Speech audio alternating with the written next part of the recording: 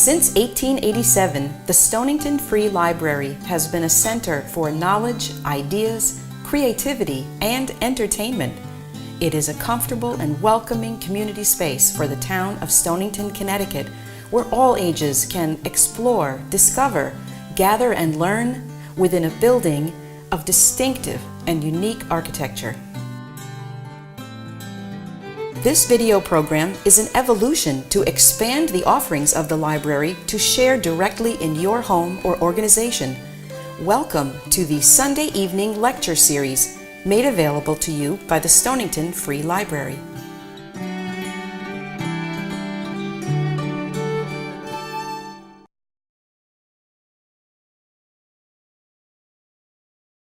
Thank you all for coming tonight to the Stonington Free Library's Sunday lecture. My name is Delmonico, and I'm a member of the program committee for the library. And I'm pleased to introduce this evening's speaker, Professor Paul Freedman, who will discuss his latest book, 10 Restaurants That Changed America. Paul Freedman is a Chester Beach Professor of History at Yale University, where he has been teaching since 1997. Prior to Yale, he spent 18 years at Vanderbilt. He has written on Catalan, ecclesiastical, and social history. I had to practice that one. Comparative studies of the peasantry and the history of cuisine. Professor Freedman also is editor of the ICP Award-winning Food, the History of Taste, and the author of Out of the East, Spices and the Evil Imagination. So you can see how his passion for history and food has led him to these 10 restaurants. At the end of Professor Freedman's presentation, we'll have time for questions, and we'll also be selling copies of his book, which he'll be happy to sign for you. So please join me in welcoming Professor Paul Freedman.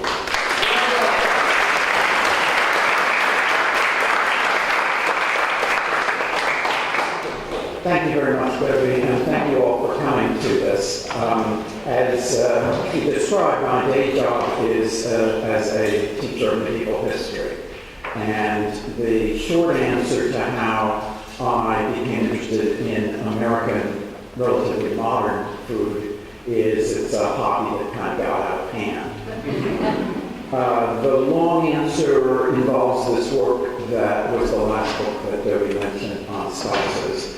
So spices in the medieval imagination. I was interested in what rich people like to eat versus what the stereotypes of poor people and what they eat are. So the common interest in all of this is really food and its social image and social context. I lived in the South for quite a while, and when I first arrived at the end of the 70s, the stereotype of poor rural people was that they kept chickens in their backyard and grew their own crops and put them up over winter.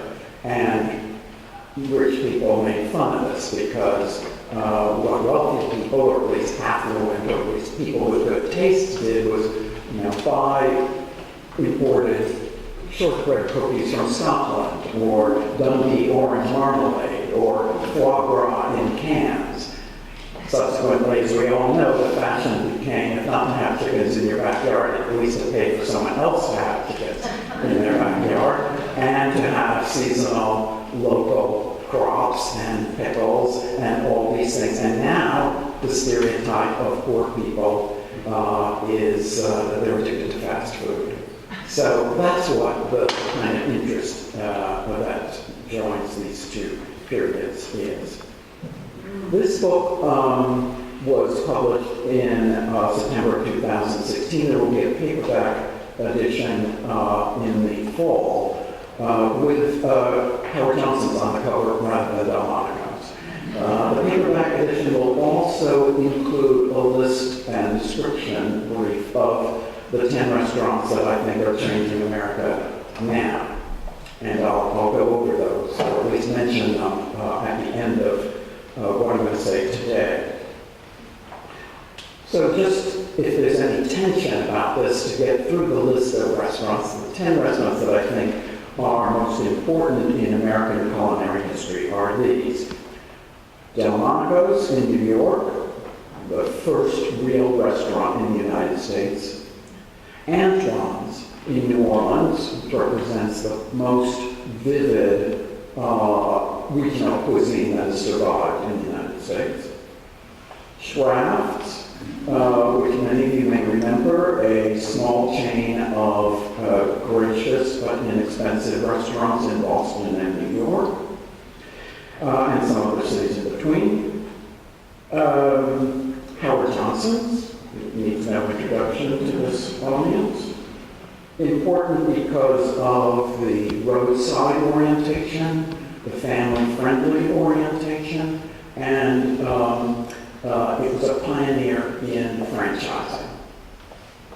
Sometimes that's why McDonald's isn't in this list, and you can't have McDonald's without Howard Johnson's. McDonald's is the sort of edible child of Howard Johnson's in that it used its innovations and then killed it.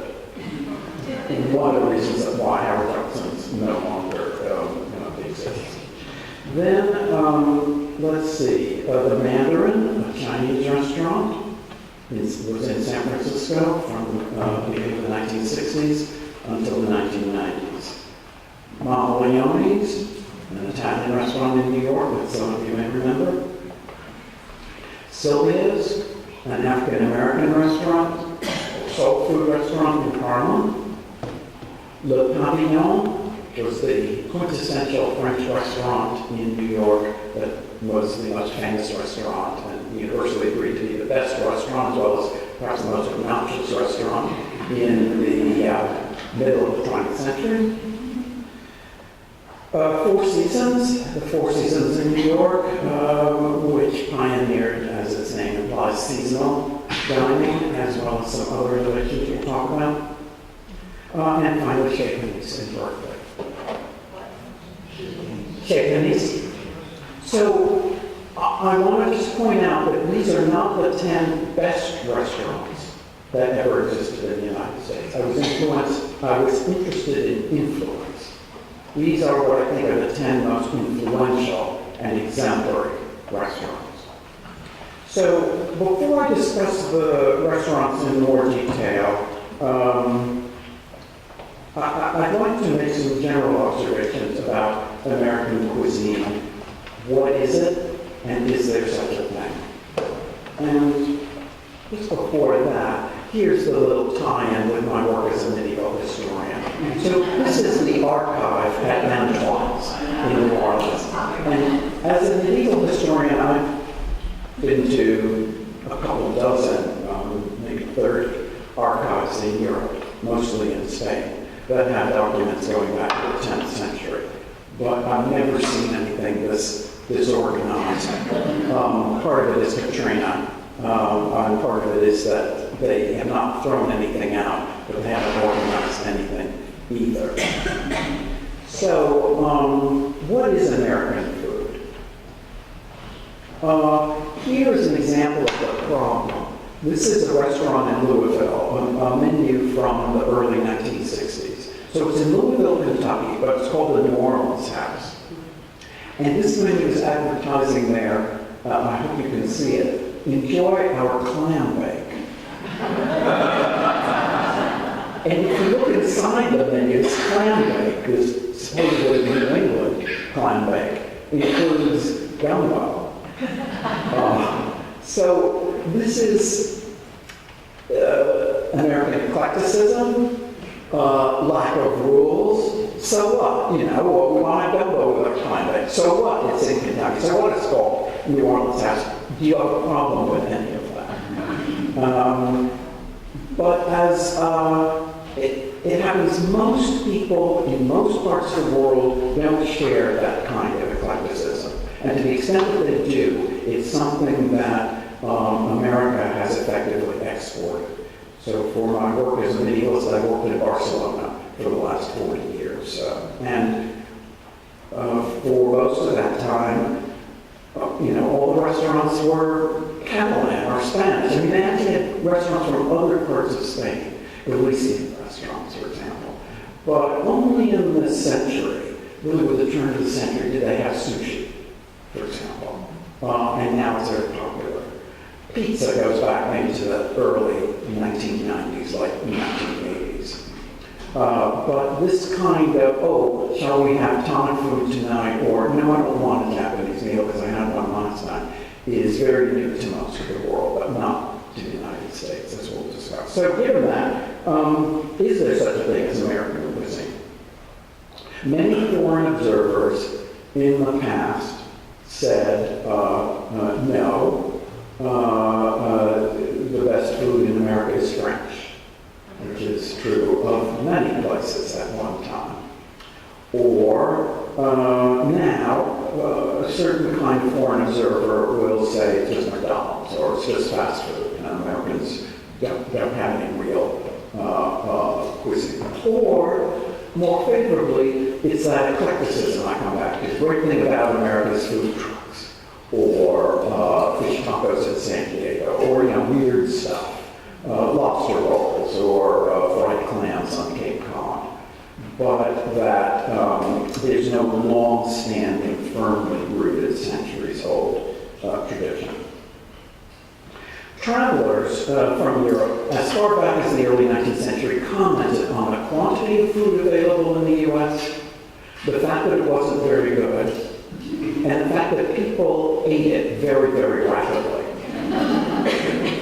One of the things that still comes up is that Americans like to get their meals over with quickly, that these meals don't involve much in the way of conversation. So an English visitor in the 1820s, for example, recalled a restaurant with 50 to 100 people sitting down and finishing off dishes in 20 minutes. So it's sort of a 4-course meal in 20 minutes. The main midday meal in the 19th century usually was eaten in less than a half an hour. And observers said that there's no conversation. People are just voraciously gulping down food as if they haven't eaten in days.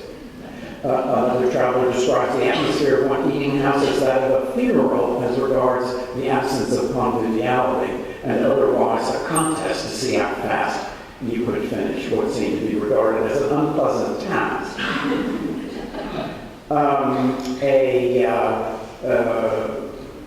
An observer who both was sympathetic to the French, since he was from New Orleans, and was fully American, wrote in 1845, named Edward Henry Durrell, that American businessmen in New Orleans took only 5 minutes to devour dinner. I think that's an exaggeration, but the Americans in New Orleans considered dinner a kind of obligation, whereas the French people took hours. And he said, in typical 19th century fashion, that the Anglo-Saxon race was surely superior in most things, but not in matters involving the delicate perception of taste.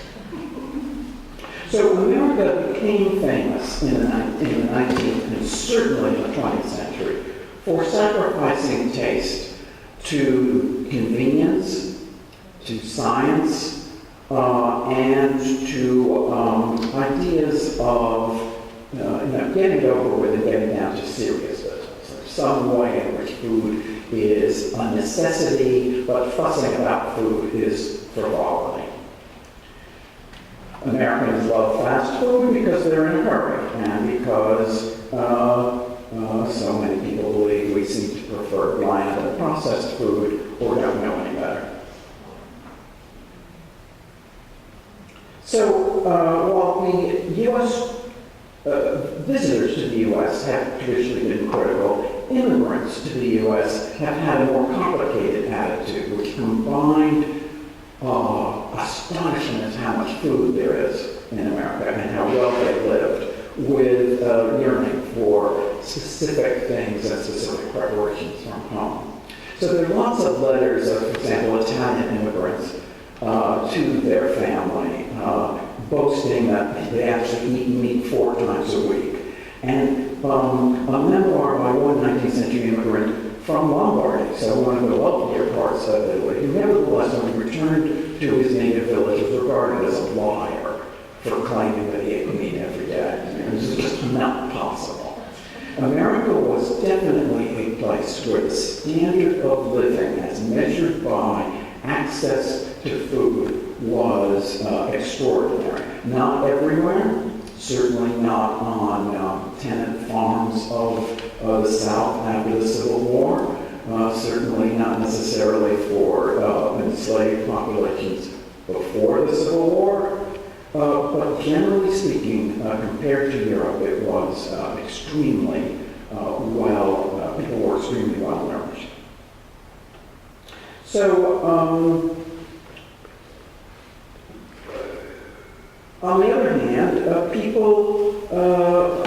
immigrants found American food rather boring, and they also were the object of the kind of improvement that the progressive movement brought to urban populations. So you get a lot of social workers trying to get immigrants to eat American food and to stop eating those unhealthy vegetables or excessively spiced food. Vegetables were regarded scientifically around 1900 as useless.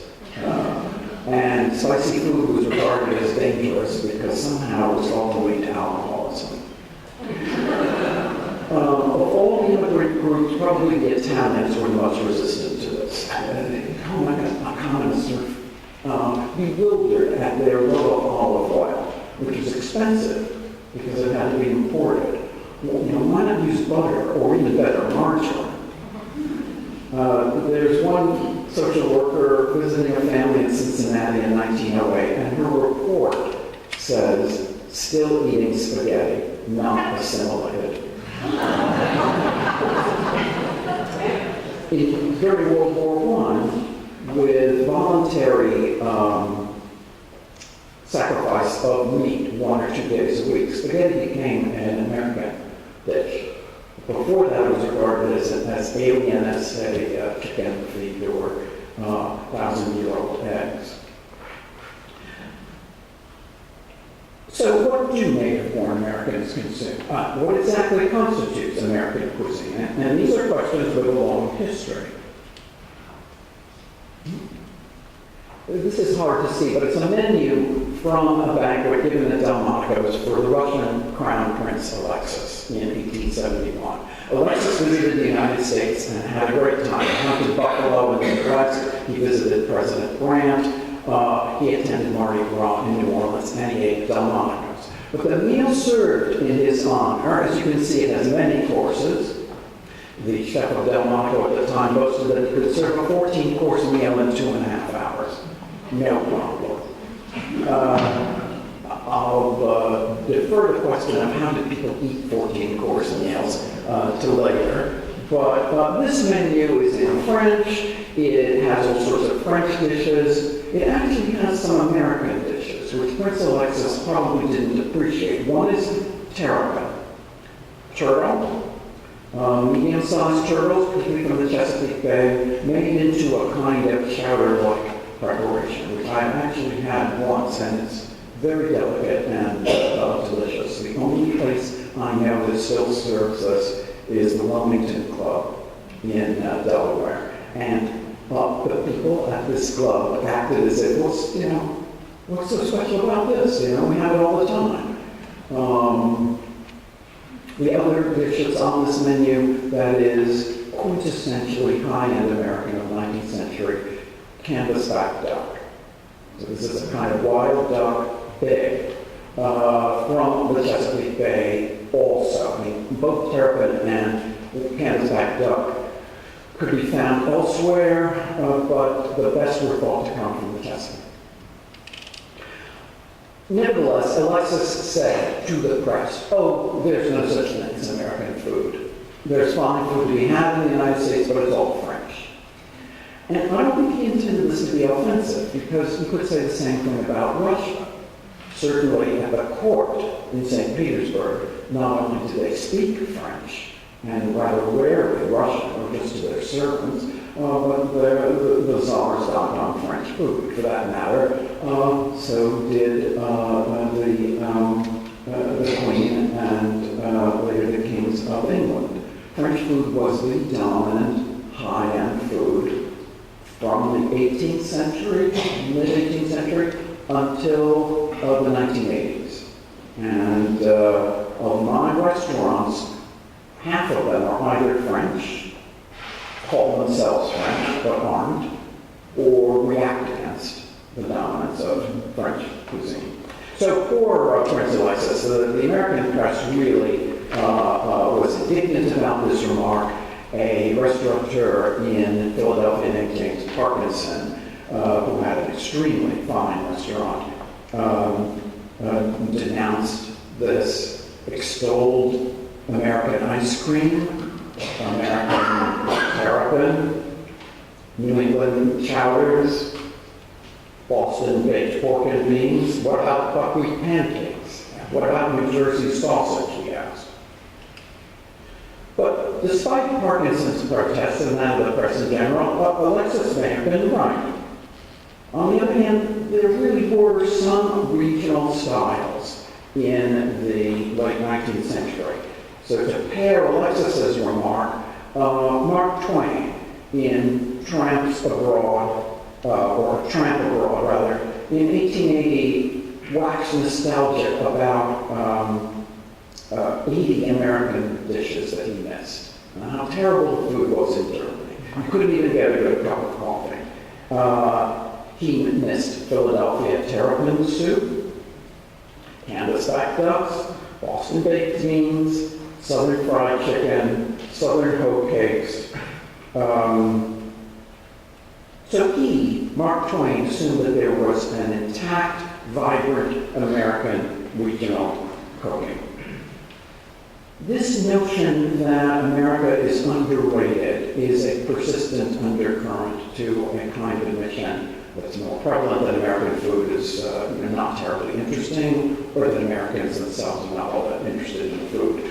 One of these undercurrent examples is the mystery story writer Rex Stout.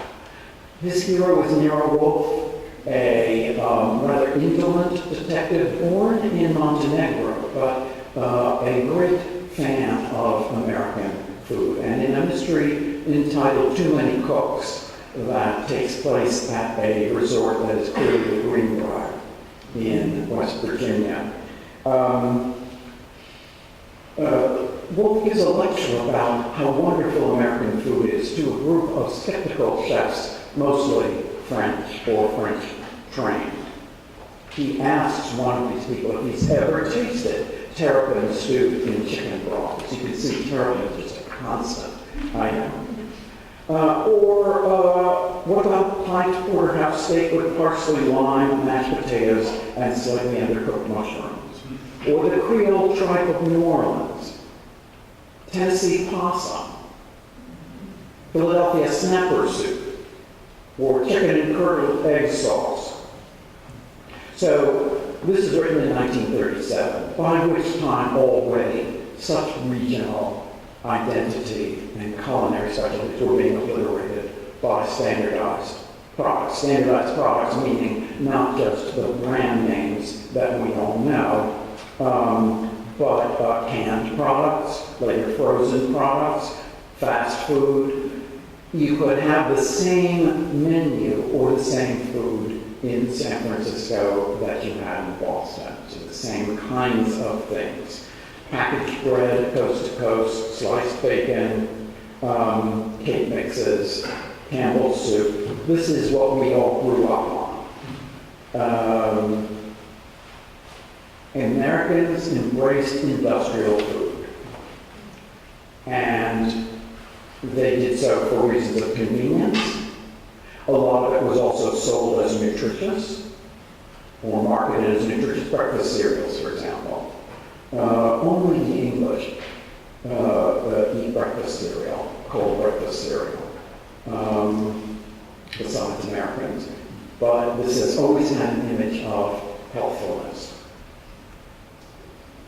And then cake. And then it comes in a lot of varieties. So, the yogurt may not be as good as an artisanal product made on some Bulgarian farm, or actually yogurt that people eat in Greece. But it comes in 40 flavors, so what's your problem? That is the exchange that we grew up with. Variety and sort of okay, but not great quality. And we didn't fuss about the quality because the food system is not really equipped to deliver that. It's equipped to deliver inexpensive, nice, hygienic food, but not very vivid or not very fresh either. So I think it's time to go through these restaurants a little bit and discuss them. Those are my guiding principles. Let's see, we'll come back to how it comes. This is the first menu we have from Delmonico's. Delmonico's was established first as a pastry shop in the late 1820s and then a restaurant in the 1830s. This menu is from 1838, and it's, as you can see, it's really a book. It's 15 pages long. It has an entire page of game entrees. It's in French. The title says Menu of the French Restaurant of the Delmonico Brothers. In a pattern that we'll see throughout American history subsequently, the Delmonicos weren't actually French.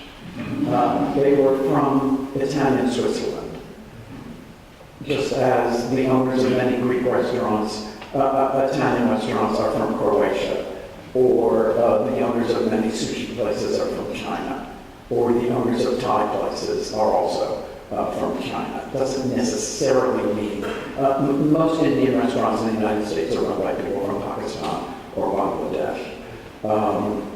There are reasons of marketing for all of this. Delmonico's was the first restaurant in the United States in the sense that it offered gracious surroundings, fine food, and was a real restaurant in that you had some choice. So there are always places to eat outside of the home. There are always inns, there are always taverns, there's always takeout. But what had to be developed relatively late in history is a place where you could eat with the people you came in with at a separate table rather than at a common table, where you could eat at a fairly wide range of times. It wasn't just like what's called a table d'hôte or an inn where the food is served at 1 o'clock, and if you're there, fine, and if you're not, you're not going to get anything. And then the most important aspect of choice is the menu, that you have a huge number of different dishes. In that sense, Delmonico's is the first successful restaurant in the United States, but it was not only successful in the 1830s, it endured until Prohibition. And for most of that time, certainly until the end of the century, it was the most famous restaurant in the United States, the most celebrated restaurant in the United States, the definer of what cuisine really was. Here's Antoine's in a 1905 photograph. It is still on St. Louis Street in New Orleans. It's very, very large. It's hard to describe what its cuisine is in a way. Now they call it haute Creole. But they resisted using the term Creole until really very recently. They described themselves for most of their history as a French restaurant, even though they had many specialties that they invented, like oysters Rockefeller, which is their invention, which only 2 people know the recipe for the sauce. They developed pompano papillotes, the Gulf Coast fish in a kind of parchment bag. Nevertheless, they consider themselves French, and they certainly have a French style or a French Louisiana Creole style that I included because other kinds of regional foods in the United States have been obscured to New England. New England, sure, we still have clam chowder, fried clams, lobster rolls, but seriously, who makes baked beans from scratch in Boston anymore? Most people don't even know that there ever was such a specialty. And certainly, red flannel hash or something like that, maybe in some people's memories, but it's the traditions of New England are either kind of in museums or forgotten. Louisiana, both Creole and Cajun, that is to say, urban and rural, are the most hardy survivors. Scraps is the third one. So the reason I chose Scraps is, first of all, it's a middle-class restaurant. It's first in 1900. And towards the end of the 19th century, you start to have a proliferation of restaurants in a social category between the high Antoine's Delmonico's level and the hash house kind of level. The other reason is that Scraps was friendly to women. It deliberately sought to attract women, offering a type of food that it was thought women liked. And that type of food is, on the one hand, light entrees and very elaborate desserts. I have no investment in claiming this is right, but this was, for many years, a stereotype of what women like. And I will say that my grandmother used to take my brother and me to Scraps, and she would order cottage cheese and fruit, which was considered a light entree in the 1950s, and followed it up with banana split. You'll notice that in this picture of the Madison Avenue branch, it says Men's Grill. This is a pathetic and unsuccessful attempt to attract men. Scraps was too successful at presenting itself as a place for what used to be called matronly ladies, women shopping, kind of querulous, privileged women. And by the 1960s, when this photo was taken, they're desperately trying to attract men. This place had, this Men's Grill had zebra upholstery. It didn't work. The women's movement certainly put the coup de grace to what was already a failing enterprise. Let's go back to that Howard Johnson's picture. So this is actually a wartime Howard Johnson's menu, obviously, from 1944. The restaurant almost went out of existence during the war, but not so much because of food problems, but because of gasoline rationing. It was a restaurant that depended on the roadsides. Its distinctive look, its unmistakable, peculiar blue and orange combination, peak roofs, etc., was because Howard Johnson didn't like billboards. He regarded billboards as tacky. And he cited the restaurants at a place where you could see it going 60 miles an hour in time to make a decision to stop and stop. So, it had to have an immediately recognizable appearance. Howard Johnson's, of course, as I said, pioneered franchising, pioneered the kind of standardization that now is out of fashion, but at one time, predictability was good. You knew that it was clean. You knew that your kids would get that huge lollipop. You knew that they would have fried clams, even if you were in Nebraska. That's really what built American cuisine. What I had not expected is that so many people have not only memories of Howard Johnson's, but fond memories of Howard Johnson's. And you could merely think of it as part of a tedious set of trips with your parents, but in fact, of course, being a kid was delightful at times, and often those times included getting in a car and going somewhere and having a meal. So, here is another slide that is hard to see, but you get the idea. It's a New Yorker cover from the 1930s, and it shows restaurants on the Lower East Side. Scenes from a Japanese, a Middle Eastern, a Scandinavian, a Russian, a German, a Chinese, a Jewish, and an Italian restaurant. Interestingly enough, the only people who are not sort of stereotyped in their look are the Scandinavians. Right? The second line, they're having smorgasbord, obviously, and they just look like kind of regular people. But this idea that New York is a panoply of what has been called ethnic food is, not a recent development, and indeed goes back to the 1890s. So the Chinese restaurant I chose was run by this woman, Cecilia Chang. This is a photograph of her in Tokyo in 1950. She had to flee twice, once from Beijing with the Japanese invasion, and second from Shanghai with the communist takeover. She went to Japan and opened up a restaurant there, and then came to San Francisco and opened up a restaurant called the Mandarin almost by accident. She had planned to go back to Tokyo, but her partners kind of tricked her out of a lot of money, and the only resort, she didn't want to go back and confess to her husband that she had lost this money. So she actually opened this restaurant as a woman in a man's field, as a wealthy, or at least once wealthy, North Chinese person in a field dominated by people from the south of China. And her restaurant wasn't in Chinatown. It was on Polk Street in San Francisco, and later in Ghirardelli Square. Nevertheless, she made not only a go of it, but became one of the great celebrated people in the history of American cuisine. She received a Lifetime Achievement Award from the James Beard Foundation, and she is now 98 years old, and this is her recent Christmas card.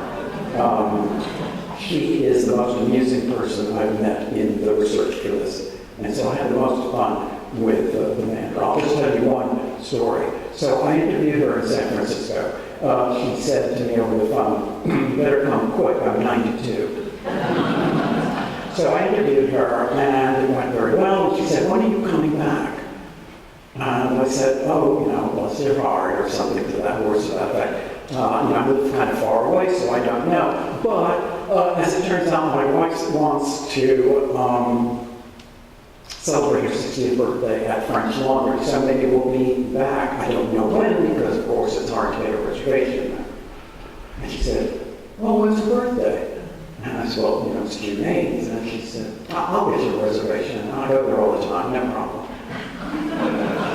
And in fact, I'll go with you. So I said to my wife that night over the phone, the good news is that we got a reservation at French Laundry. It's all set, and it's on your birthday. The somewhat odd news is that we're going to this 92-year-old woman with imperfect English whom you've never met. So that's Cecilia Chang. The Mandarin was an elegant Chinese restaurant. It served Chinese regional food that has since become familiar to us, but was then really new Peking duck. First place I had hot stickers. First place I ever had hot and sour soup. These things that would later become cliches of a certain kind of Chinese restaurant were developed not only there, but certainly this was among the most prominent. Mama Leone's, I remind you that this is the most influential and not the best. Surely there were better Italian restaurants, but none that served 2,500 people a night, none that lasted so long. And Mama Leone's exemplifies two trends of Italian dining in the United States. One is the bohemian. It was originally a very small Greenwich Village kind of place, the sort of place that might have, Chianti bottles with candles in them and sort of artists. And then the second stage is the Italian restaurant spectacle. Classical statues, waiters that flirt with female customers, a kind of ciao bella atmosphere. The antipasto course alone, that is the first of 6 courses at Mama Leone's, consisted of 11 dishes. The waiters would bring all these dishes and just, sort of scatter them all over the table. This is what Italian food was supposed to be. Mama Leone's missed out the third stage. The third stage is the one we're in, which is high-end, tasteful, regional, with great white truffles on anything you like for an extra $200. Sylvia's in Harlem. So Sylvia's is not only an African-American restaurant generically, but a Southern restaurant. It's an emblem of the migration of Black people from the South to the North that started with the First World War. It's called, as you can see from the sign, a soul food restaurant, and Sylvia was presented as the queen of soul food. She more often refer to the kind of food she served as Southern or down home. So this is a chapter that looks at really not just the influence of African American cooking on the general American scene, but really the degree to which American food in its form that we have is unthinkable or unrecognizable without African American food. Le Pavillon. Here is only Sylvia, the owner of Le Pavillon, sampling caviar. Sylvia was both a heroic and a somewhat disappointing figure. Heroic in that the restaurant took its name from the French pavilion at the New York World's Fair of 3940. He was the maitre d' of that restaurant. And in the 1940 season, the Nazi invasion of Paris, France, and the fall of Paris meant that these people either had to go home to an occupied country or seek refugee status in the United States. And he led the group that decided to stay in the U.S. They opened up a restaurant called Le Pavillon in the seemingly inauspicious year 1941. Nevertheless, it was incredibly successful, rationing or no rationing. And it was the most famous restaurant in the United States until his death in the late 60s. This is the only restaurant that really sought to be French. Delmonico doesn't call itself French. Chez Panisse, our last restaurant, began as a French restaurant, but this one was really French, insofar as he could imitate the style of Paris. He is the person who is also, and this is the disappointing part, responsible for the unfavorable image, and not solely, but certainly contributed to the unfavorable image of French restaurants in the United States as snobbish, as haughty, as discriminatory. He didn't invent Siberia. When Siberia is the part of the restaurant that riffraff gets sent to, whereas the regulars or the stars or the celebrities get the best tables, but he, it must be said, he perfected it. The opposite of Siberia at Le Pavillon was royale, the royal suite, as it were. Siberia might be more comfortable at the old Pavillon on 55th Street. In fact, Siberia was rather spacious, and the royale was right at the entrance in a kind of narrow, almost corridor. The waiters had to maneuver around with great difficulty, but that didn't matter. What was important was that everybody had to pass your table and saw you. So, the Kennedys sat at the Royale and other celebrities of the time. Four Seasons, right? On the one hand, the opposite of the Pavillon, deliberately not French, deliberately modern, very modern, designed by the finest architects and designers. It cost the equivalent of $35 million to create. The Bronfmans, the Seagram family, who owned the building, paid for most of that. It was seasonal, not exactly in the local sense. That is, seasonal meant like truffles are in season in France, and now we have them too. Or white asparagus is in season in Germany, and we have that now. But they had their own herb garden. They foraged for mushrooms. They didn't have French food. They didn't have American food exactly. They had a kind of insane variety of dishes. It's also important because not this room, which is the pool room, but the other room, known sometimes as the grill or as the bar, was the setting for the first use of the term power lunch.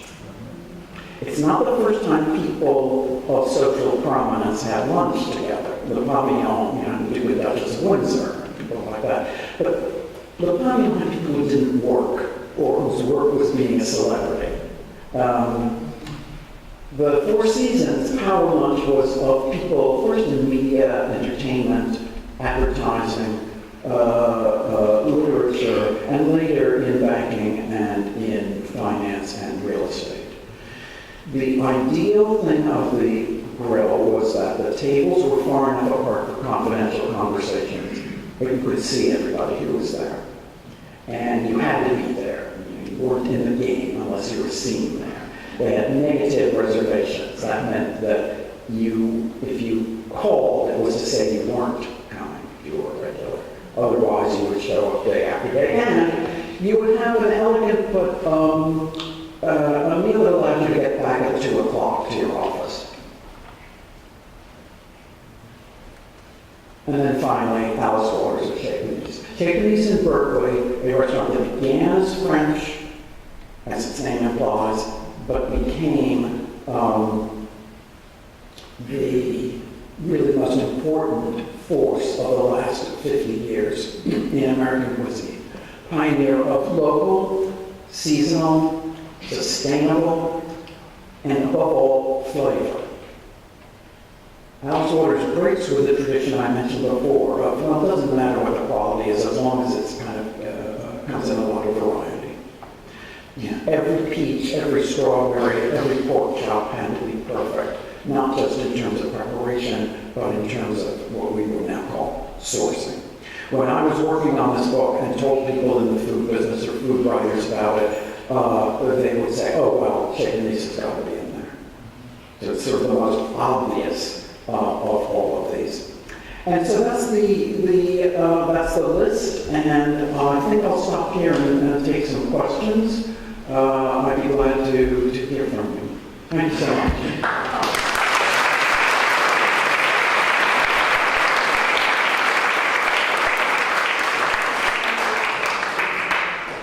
I was hoping you could comment on Anthony Bourdain and his role in the void that his loss is going to create, not only in American food culture, but around the world. Yeah, so Anthony Bourdain, I think his main contribution was, the joy of discovery. So he took something that Americans already liked, variety, but the emphasis was always on the reverse of this kind of let's get it over with quickly and get to work on something more important factor in American life. I think he taught Americans a lesson that others have taught, but people keep on having to relearn, that food is delightful. That, as the Prince Talleyrand said, what other pleasure lasting an hour comes every day? He did it with particular and personal exuberance that can't be matched. And he also contributed to showing what it is to work in a restaurant, something that now, partly because of television and reality shows and contests, we take for granted, but it was completely unknown territory in 2000 when he wrote Kitchen Confidential. Yeah. Two things. First of all, going back to what we were originally talking about how Americans eat food quickly, I've always wondered whether or not that had something to do with the Revolutionary War and the Minutemen, being ready in a minute to fight. I sometimes wonder if that hurry culture we have with food may have something to do with how back in the day people were in a hurry. Or maybe, although it's a long time for that to last. It's like when I cook something, I have a recipe that says to use a certain size pan, and the reason why is my grandmother didn't have a bigger pan. Yeah. It passed down. Yeah, it could be. It certainly could be. Has this food revolution gone too far? And let me use an example. Those of us who have been interested in food all our life go to a sort of an upper Manhattan restaurant that has all of these courses. And here comes someone the age of our grandchildren who has to tell us what the food is in each course. And in one case, I made a mistake. There were these little shellfish, and there was some red things under them, and I chewed on a red stone because I thought it was shellfish. I thought I would chew it, but it hasn't got to the stage where it's ridiculous ad absurdum. It's just so exaggerated and precise that we can't even understand think the answer is yes, but the reasons are not that popular opinion has dragged it too far, but it's partly that chefs control things now. So chefs control things because they're the celebrities. Formerly, they were anonymous and the celebrities were the hosts. So Henri Soulet wasn't a cook, and the Papillon. Oscar of the Waldorf wasn't a cook. The front of the house was what dominated. The chefs, they like loud music. They like a kind of daring menu. They don't like to offer you choice, or if they're famous enough. I mean, part of the problem you're describing is that it's a tasting menu, and maybe you can say I have an allergy, but otherwise you don't have any choice. And I don't like that either. I also don't, I'm old enough not to like noise. So a lot of these features, yes, you would think that since our demographic likes food and has money, that more restaurants would cater to us. And they don't. Can you tell us the 10 restaurants that are changing? Oh, yes, right. The 10 restaurants changing America now. Once again, they're what I think are influential and not necessarily wonderful. Although I think most of them are, and they're funny, right? Shake Shack, pretty obvious. Momofuku and other David Channing restaurants. A high-end Asian restaurant in San Francisco called Benu. Little Hill Stone Barns in Westchester. Husk, which is a restaurant originally in Charleston, South Carolina. Now there's one in Nashville and one in Savannah and one in Greenville, South Carolina. A vegetarian restaurant in New York called Dirt Candy. 11 Madison Park in New York. Zahav, an Israeli restaurant in Philadelphia. And then an example of what I call a cult restaurant. So a cult restaurant is a restaurant where not only do people Instagram the food, but Instagram the fact that they're waiting in line for hours. Where the waiting in line is like part of the boast. So it could be, that lobster roll place in Wiscasset, Maine, Reds. It could be one of the pizza places in New Haven, Pepe's or Sally's. I chose a place in Austin, a barbecue place called Franklin Barbecue. A cult restaurant has to be one in which there's another one right around the corner that serves the same kind of food. So in Wiscasset, there are 2 other places that have lobster rolls. But if you told your friends, if you're coming from far away particularly, well, no, I can't eat it, right? Because the line was too long. I ate it random place because the line was 5 minutes long. Then you've lost your boasting. And then one of the things of all of these restaurants in one degree or other is change.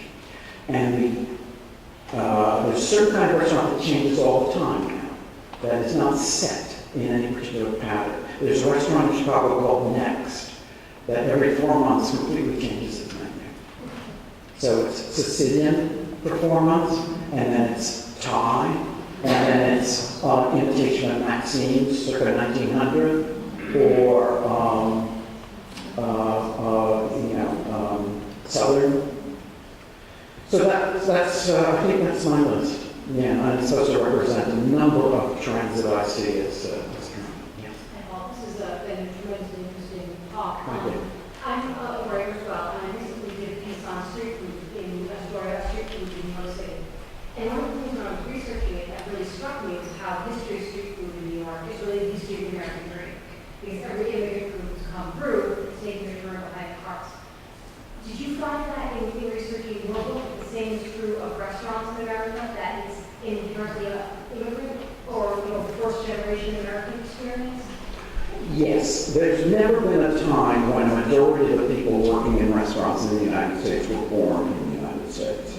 So even in the 1870s, 1880s, the census shows that a majority of people working in restaurants were foreigners.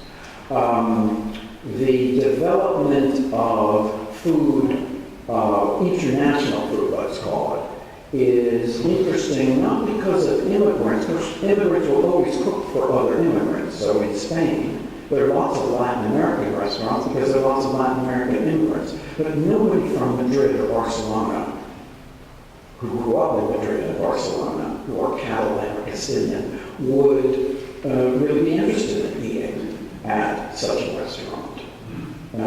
Who were the first, let's call them generic Americans, who walked into an Italian restaurant or a Chinese restaurant?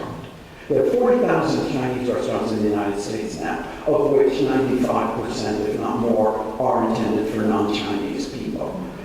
Therefore, the cuisine has to be adopted.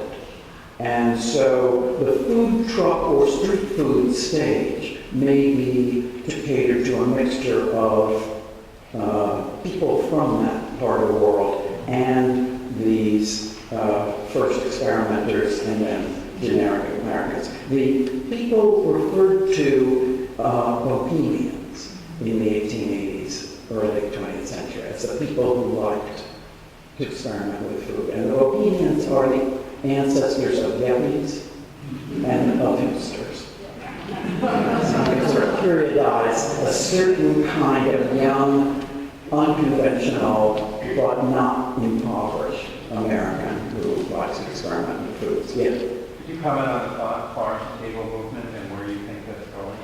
Yeah, so farm-to-table is really under the Chez Panisse rubric in my book. And it, of course, is much larger than that and has endured and grown. So it is the dominant trend in American restaurants. The other big trend might have been, and certainly is internationally, what's called modernist or molecular cuisine. But interestingly enough, that's weak in the United States. What is that cuisine? That is the transformative alchemical cuisine, you know, foam, foie gras in the form of powder, caviar, carrots made into caviar-shaped little balls. So the most famous example was this restaurant in Catalonia that was the most celebrated restaurant of the early first part of this century. Could you tell us about your experience in French Laundry? Oh, you mean actually going there? Yes. Well, so French Laundry, I wish I included in either the body of the book, and so, you know, to anticipate another question, which restaurant did you leave out that you would like to have included? That's certainly in there. I don't include it in the Restaurants Changing America Now because it's too old. And too well known. So we went to French Laundry with Cecilia Chang's driver. I mean, like not private chauffeur, but a guy who drove her around. And he missed the exit off of Highway 101. And I only remonstrated with him when we got, I guess, across the Russian River. And you know, this is like, we're in Providence. We missed the exit for Stonington. And we were an hour and a half late. So we were already a little tense. It meant that he didn't charge me for the robbery. So I made some money off of this. But the meal was great. But I did discover something that my wife had told me, or let's not say discover, I had to admit something that my wife had told me, but I hadn't believed, namely that I'm allergic to black truffles. And it's the only food allergy I have. And it's in the nature of things. It's not something like, you know, chocolate that you would know easily. It's not as if I have them all the time. It was a hilarious occasion. My wife was very pleased, but it was not a triumph. Thank you. Sure. Yeah, you mentioned that you were going to talk about how people consume those huge dinners in the Oh yeah, the 19th century. How did it? Yeah, I can mention it, but I can't really give you an explanation. In other words, it's not just banquets. You know, we all go to cruise ships or, you know, elaborate weddings or, you know, things where there are stations, brunch. at some places. But routine meals have many more courses in the Victorian period of English history and in 19th century America. They're bigger, they don't have the same emphasis on slim silhouette, but they're not obese. You know, they didn't like obesity. I don't know, maybe they had more powerful digestive systems. Presumably they didn't eat all of what was served. But the excessive size of these meals is extraordinary. And it's not the size but the variety, as you saw from the Delmonico's menu. People sometimes think that Diamond Brady is somehow an example, because he was a notorious, glutton. But he really is not. People did not put away, 48 oysters and then, half of a roast beef. That wasn't done then any more than it is today. Yeah, about your books. Now, you were saying that you were working on a paperback version of this? Paperback. Yeah, paperback version? Right. Well, I'm done with it. Yeah. I know someone who looked at this but has some vision problems. Have you ever considered doing a large transition as well? I think there is a large transition. Oh, cool. Where will you get the paperback version when it comes out? Where it will be? Usual places, yeah. October 23rd. Could you comment on the increasing cost of dining out, of not only fine dining, but even high-end dining, and whether or not that trend continues? Restaurants are going to price themselves out of the influence that they have had and had.